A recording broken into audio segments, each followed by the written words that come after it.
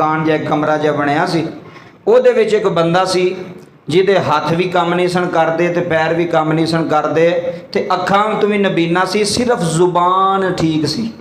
की ठीक सी? जुबान ठीक सी। एक गल सुनियो जी, अब्दुल्ला बिन मुहम्मद रहमतुल्लाह अलैह फरमांदे ने उहदा नाम सी अबू कुलाबा। ये अबू कुलाबा शगिरद हज़रत इब्ने अब्बास, नबी पाक दा चाचे हज़रत अब्बास दा पुत्र सी, ओहदा कोई शगिरद सी अबू कुलाब। तवज्जो जरा करियो फिर गल समझ आनी।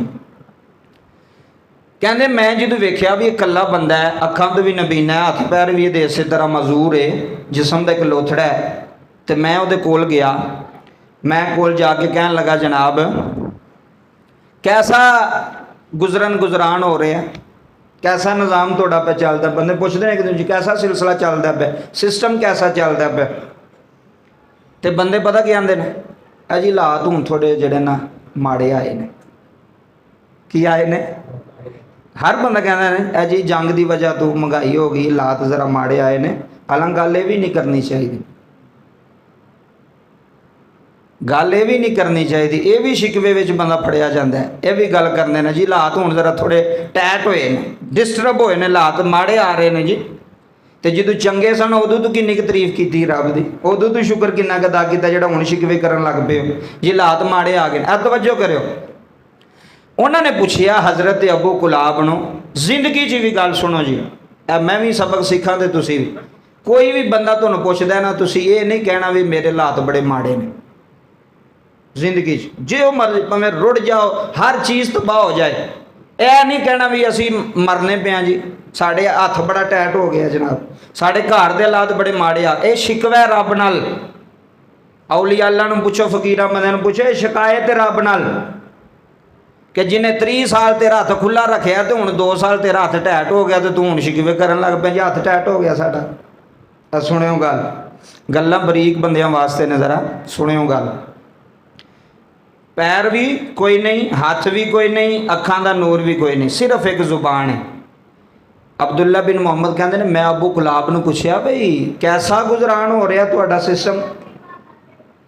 कहन लगे अल्लाह दा शुक्र है, सुबहान अल्लाह। कई बारी ना असीं सिर्फ गल सुन के ना तो उठ के बाहर निकल जाने तो भुल जाती है सानूं गल भी की सुनी। अल्लाह दा की, अल्लाह दा शुक्र है। कहन लगे मैं उस बाबे नूं पुछया भी किहड़ी गल दा शुक्र करना है, ना तेरियां अखां ने, ना तेरे हथ ने, ना तेरे पैर ने, चल के बाहर नहीं जा सकता, अखां नाल दुनिया नहीं वेख सकता, तो शुक्र काहदा पे करना है। कहन लगे मैं इस गल दा शुक्र पे करना उन्हें जुबान तो अपने जिक्र वास्ते दी हुई है। तो सारा कुछ होंदियां भी रोने हैं, सारा कुछ, साइकिल भी घर, मोटरसाइकिल भी घर, गड्डियां भी घर, AC भी लगे, फ्रिजा भी घर, गर्म ठंडे पानी के हीटर ते कूलर ते हर चीज़ लगी, फिर भी कुछ नहीं जी, माड़े हालात ने जी। सिर्फ जुबान सी, लेकिन जुबान ते ओदा शुक्र सी, जुबान ते की सी? शुक्र सी। कहन लगे मैं ओदा शुक्र अदा करना कि उन्हें मैनू जुबान दी है अपने जिक्र वास्ते। कहते हैं थोड़ी देर बैठा तो मैं उस बाबे की गल सुन के हैरान हो गया। मैनू कहन लगे यार बाहर वेख, मेरा एक पुत्र है जिहड़ा मैनू खाना शाना खिलांदा, बाहर निकले आई तो जाके वेख तो भला किधर निकल गया, वाहवा देर होई है वापस नहीं आया। कहते मैं आख्या बजुर्गो तुसी बवो तो मैं पता करना। कहते जंगल की तरफ निकलिया तो वेख्या तो एक बच्चे दी हड्डियां पईयां होईयां सन। शेर ने वह शिकार किया होया सी, हाथ कितले सी, पैर कितले सी। कहते मैं आख्या ये उदा ही बच्चा है। फिर दिल में बड़ी तकलीफ हुई भी अखां भी कोई नहीं, हाथ पैर भी कोई नहीं, तो जेड़ा एक सहारा सी वह भी जारी तौर पर वही सहारा सी ना पुत्र, तो वह भी टुर गया। हुण बाबे नूं वेखिया भी बाबा हुण की आंदा है। हुण बाबे की जुबान से शुक्र के शिकवा, शुक्र के शिकवा, यह सिर्फ सोचना है साड़ी जुबान से शुक्र आ रहा है कि शिकवा आ रहा है। नहीं रोटी लभी फिर भी आ मौला तेरा शुक्र, लभ गई है फिर भी आ तेरा शुक्र, घाटा पै गया फिर भी आ शुक्र, कोई गल नहीं। नफे भी तो इन्ने ले रहे ना, जो एक दो बारी घाटा पाइए तो फिर कि गल। अच्छा जी, वो ना वापसी आके ना हज़रत अबू कुलाबा नूं कहन लगे भी तेरा पुत्र जिहड़ा ना शेर ने खा छड़िया, शिकार कर लिया। वो फिर आंदा अल्हम्दुलिल्लाह, ਉਂਝ ਇਹ ਗੱਲਾਂ ਕਰਨੀਆਂ ਸੌਖੀਆਂ ਜੇ ਮੈਂਬਰ ਤੋਂ, ਸਹੀ मैं ਤੁਹਾਨੂੰ ਦੱਸਾਂ, ਤੇ ਅੱਗੋਂ ਬਹਿ ਕੇ ਵੀ ਸੁਣਨੀਆਂ ਸੌਖੀਆਂ, ਕਰਨਾ ਬੜਾ ਔਖਾ ਕੰਮ ਹੈ। ਜਦੋਂ ਆਪਣੇ ਤੇ ਬੀਤੀ ਹੋਵੇ ਫਿਰ ਬੰਦੇ ਨੂੰ ਪਤਾ ਲੱਗੇ ਵੀ ਹੁਣ ਮੁਸ਼ਕਲ ਮੇਰੇ ਤੇ ਆਈ ਹੈ, ਦੁਕਾਨ ਮੇਰੀ ਛੁੱਟ ਗਈ ਹੈ, ਕਾਰੋਬਾਰ ਮੇਰਾ ਤਬਾਹ ਹੋ ਗਿਆ, ਗੱਡੀ ਮੇਰੀ ਖਤਮ ਹੋ ਗਈ ਹੈ। ਬੰਦੇ ਤਾਂ ਰੋਂਦੇ ਚੁੱਪ ਨਹੀਂ ਕਰਦੇ 24 ਘੰਟੇ।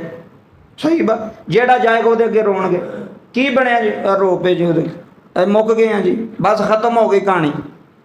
ਮੈਂ ਕਿਹਾ ਜਿੱਥੋਂ ਕਹਾਣੀ ਖਤਮ ਹੋਵੇ ਨਾ, ਉੱਥੋਂ ਮੇਰਾ ਰੱਬ ਸ਼ੁਰੂ ਕਰ ਛੱਡਦਾ। ਫਿਰ ਹਾਂ, ਜਿੱਥੋਂ ਦੁਨੀਆ ਵਾਲੇ ਤੇਰੀ ਕਹਾਣੀ ਖਤਮ ਕਰ ਛੱਡਣ ਨਾ ਵੀ ਇਹ ਹੁਣ ਕੁਝ ਨਹੀਂ, ਉਹ ਮਾਲਕ ਉੱਥੋਂ ਤੇਰੀ ਕਹਾਣੀ ਸ਼ੁਰੂ ਕਰੇਗਾ, ਉੱਥੋਂ ਤੈਨੂੰ ਬੁਲੰਦ ਕਰੇਗਾ, ਉੱਥੋਂ ਤੈਨੂੰ ਇੱਜ਼ਤ ਦੇਵੇਗਾ। ਦੁਨੀਆ ਵਾਲੇ ਨਹੀਂ ਕਿਸੇ ਨੂੰ ਇੱਜ਼ਤ ਤੇ ਜ਼ਿਲਤ ਦੇ ਸਕਦੇ, ਕਿ ਦੇ ਸਕਦੇ? ਦੇ ਸਕਦੇ? ਦੁਨੀਆ ਵਾਲੇ ਨਾ ਕਿਸੇ ਨੂੰ ਇੱਜ਼ਤ ਦੇ ਸਕਦੇ ਨੇ ਤੇ ਨਾ ਜ਼ਿਲਤ ਦੇ ਸਕਦੇ ਨੇ, ਇਹ ਪੱਕੀ ਗੱਲ ਹੈ। ਜਿੱਥੋਂ ਤੇਰੀ ਕਹਾਣੀ ਖਤਮ ਹੋ ਰਹੀ ਹੈ, ਰੱਬ ਤੇਰੀ ਕਹਾਣੀ ਉੱਥੋਂ ਸ਼ੁਰੂ ਕਰਦਾ ਹੈ। ਜੇ ਅਗਰ ਤੇਰੀ ਤਵੱਜੋ ਉਹਦੇ ਵੱਲ, ਅਗਰ ਤੇਰਾ ਧਿਆਨ ਉਹਦੇ ਵੱਲ ਹੈ, ਬੰਦਿਆਂ ਨਾਲ ਨਹੀਂ। ਤੇ ਬੰਦਿਆਂ ਤੇ ਕਦੀ ਭਰੋਸਾ ਵੀ ਨਾ ਕਰਿਓ ਵੀ ਇਹ ਮੇਰਾ ਬੜਾ ਚੰਗਾ ਤੇ ਇਹ ਜਨਾਬ ਮੈਨੂੰ ਇੱਜ਼ਤ ਦੇਵੇਗਾ ਤੇ ਜਾਂ ਇਹ ਮੈਨੂੰ ਜ਼ਲੀਲ ਨਾ। ਰੱਬ ਕੌਣ ਹੈ? ਰੱਬ ਅੱਲਾ।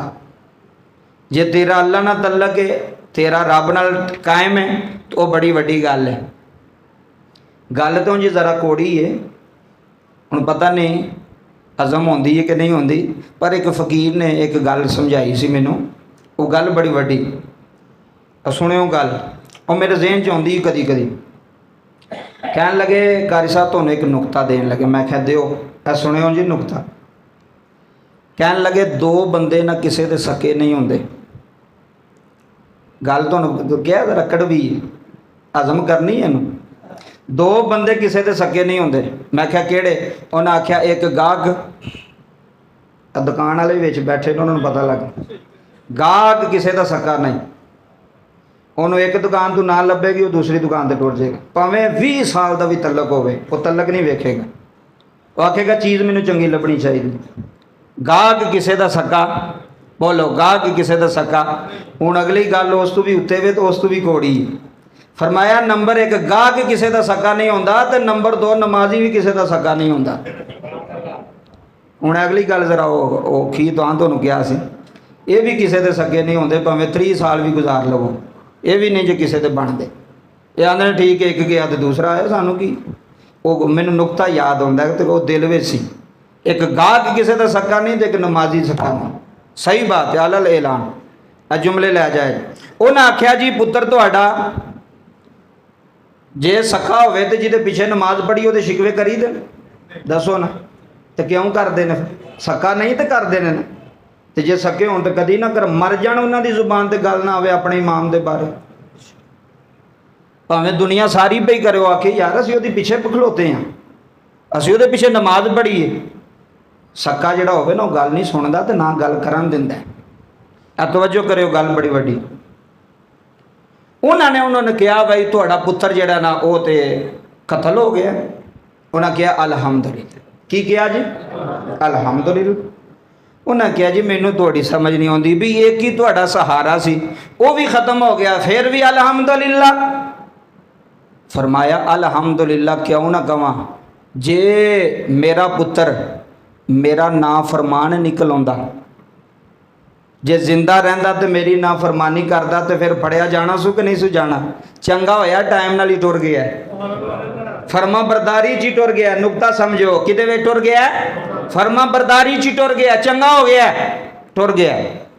ਉਹਨਾਂ ਕਿਹਾ ਮੈਂ ਉੱਥੋਂ ਸਬਰ ਤੇ ਸ਼ੁਕਰ ਸਿੱਖਿਆ ਉਸ ਬੰਦੇ ਤੋਂ। ਕੋਲ ਕੁਝ ਵੀ ਨਹੀਂ ਸੀ ਜ਼ੁਬਾਨ ਤੇ, ਫਿਰ ਵੀ ਸ਼ੁਕਰ ਹੈ। ਪੁੱਤਰ ਜ਼ਿਬਾ ਹੋ ਗਿਆ ਜ਼ੁਬਾਨ ਤੇ, ਫਿਰ ਵੀ ਸ਼ਿਕਵਾ ਨਹੀਂ, ਸ਼ੁਕਰ ਸਬਰ ਕਿ ਯਾ ਅੱਲਾ ਤੇਰੀ ਮਿਹਰਬਾਨੀ, ਯਾ ਅੱਲਾ ਕੋਈ ਗੱਲ ਨਹੀਂ, ਜਿਵੇਂ ਤੂੰ ਰੱਖੇ ਉਵੇਂ ਰਹਿਣਾ, ਜਿਵੇਂ ਮਾਲਕ ਰੱਖੇ, ਜਿਵੇਂ ਰੱਬ ਦੀ ਰਜ਼ਾ ਹੈ ਉਹਦੀ ਰਜ਼ਾ ਵਿੱਚ ਜਿਹੜਾ ਬੰਦਾ ਰਾਜ਼ੀ ਹੋ ਜਾਏ ਨਾ, ਉਹਨੂੰ ਟੈਨਸ਼ਨ ਕੋਈ ਨਹੀਂ, ਉਹਨੂੰ ਪਰੇਸ਼ਾਨੀ ਹੈ ਜੇ ਪਰੇਸ਼ਾਨੀ, ਉਹਨੂੰ ਟੈਨਸ਼ਨ ਤੇ ਪਰੇਸ਼ਾਨੀ ਕੋਈ ਨਹੀਂ ਹੁੰਦੀ। ਅਗਲੀ ਬਾਤ ਸੁਣੋ।